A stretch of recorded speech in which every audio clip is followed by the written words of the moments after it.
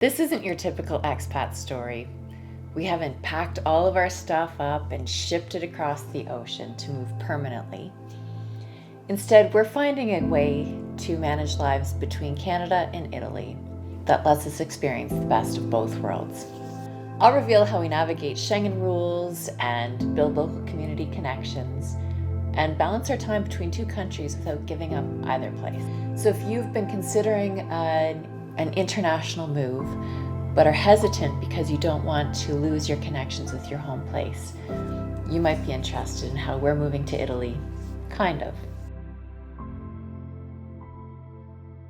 Our dream of buying a place in Italy started way back in 2011, the first time that we visited Barolo, a winemaking region in the northwest part of Italy. At the time, my husband was an avid wine collector, and now he works in the wine industry.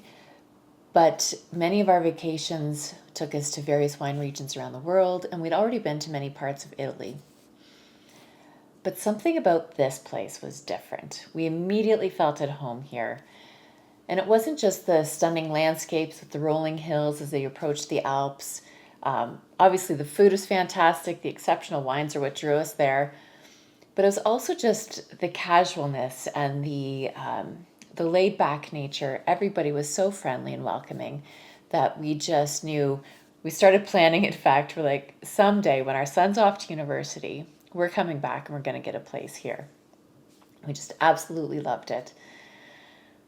And beyond all of those things, we realized just how incredible that location is for us, for the things that we love to do.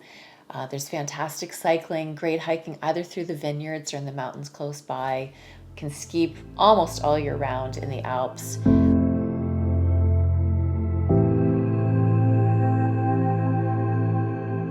So we bought our house right in the middle of COVID restrictions. Since we couldn't travel easily when we first started looking, we had hired an American who was living in Italy at the time, and she has a company that specializes in helping foreigners relocate to Italy and to find their dream home, specifically in Piedmont, which is the region where we are interested in purchasing.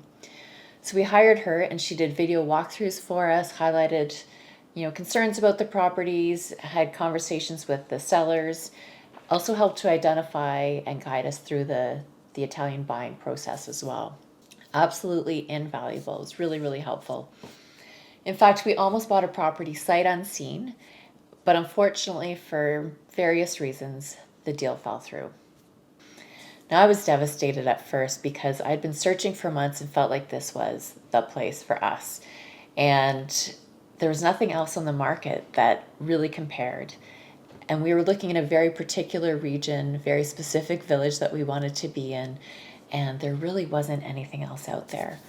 So we regrouped, we expanded our search area slightly, tweaked the budget, and also became really clear about what it was that we were wanting in a property. We made a list of our deal breakers. Continued the search and ended up finding another property, not in the same village, but in an area close by.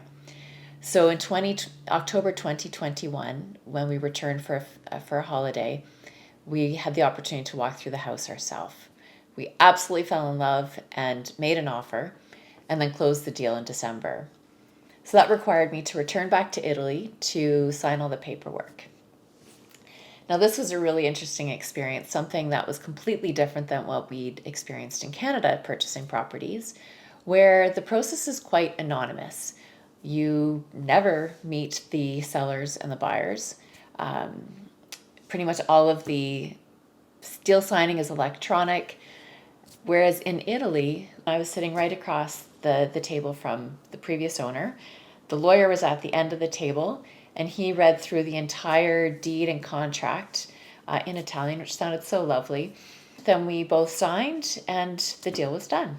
In the end, we were grateful that the first property fell through because we wouldn't have found this house that we are absolutely in love with and really fits our needs and desires in a way that the original property didn't. So how do we actually make this all work, this part-time lifestyle? So we balance our time between Canada and Italy according to the Schengen rules, which allows us to be in the Schengen zone for 90 out of every 180 days, but that 180 days is a rolling number. The Schengen zone is basically the borderless zone within Europe. So you can travel freely without having to show your passport every time you cross a country border. Now, what's interesting though, and you may not realize, is that the Schengen is separate from the EU, the European Union. So that means there are some countries that are not part of the EU, like Switzerland, Norway, Iceland, that are part of the Schengen. And then there are countries like Ireland that are part of the EU, but not part of the Schengen. So despite owning our own house, we have no special residency status or permit visa to be there in the Schengen or in Italy, which is in the Schengen zone. So at this moment, we're not currently exploring permanent residency for various reasons. And that means that we need to plan our time in Italy and in other parts of Europe within the Schengen according to this 90-day, 180-day rule. With those constraints, then we get creative. So we've discovered that we love being in Italy primarily in the spring and the fall. And Canada's beautiful in the summer, so we love to be here in the summer. Then beyond that, we just kind of manage our days. Every year looks a little bit different though. So we will adjust our schedule if there's specific events that we want to be in the Schengen, and we just manage our days accordingly. But every year looks a little bit different as we learn and as there are different events that we want to make sure that we are able to go to. So for example, every year our village hosts a big wine festival, and the center event is this beautiful outdoor dinner in the main piazza. The entire village is there, and it's just absolutely lovely. And we've been hearing about this since we bought our house. And so we finally made the plan to arrange our Schengen days so that we were able to be there in the middle of the summer last year so that we could attend the party, and so grateful that we did. So every year we're adjusting, and it changes. But we've got that flexibility. So as long as we're not in the Schengen for more than 90 days out of every 180, we're totally fine. We feel so grateful to develop strong connections in the local community, in our village, and in the region around it. So that means when we're returning to Italy, we're not just going to a beautiful property. We're actually returning to see friends and people that we've connected with. So remember that unique closing process I mentioned. After signing all the papers, the previous owner helped to co-host a party at our place. And he invited his friends and some of our neighbors over so that we could meet them, and he introduced them all to us, which was absolutely brilliant because that meant the next time that we returned and every time since, we've had people that we could reach out to ask about the local area, if there's, shops to go to, various recommendations, and also just to start to build relationships and connections with. Have them over for dinner, go out for aperitivo, whatever it was a starting point. And we are really, really grateful to have been so welcomed into that community. And also because my husband is working in wine, that also meant that we have connections with many of the people, the locals, who are also working in wine. So whether it's winemakers, wine shop owners, sommeliers, we've developed a nice network as well of people who love the same things that we do.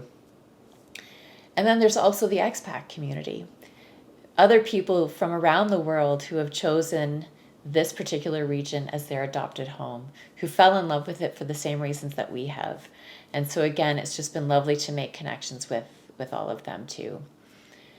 So every time we go back, we're not just going back, as I said, to a home, we're going back to a community and to our friends.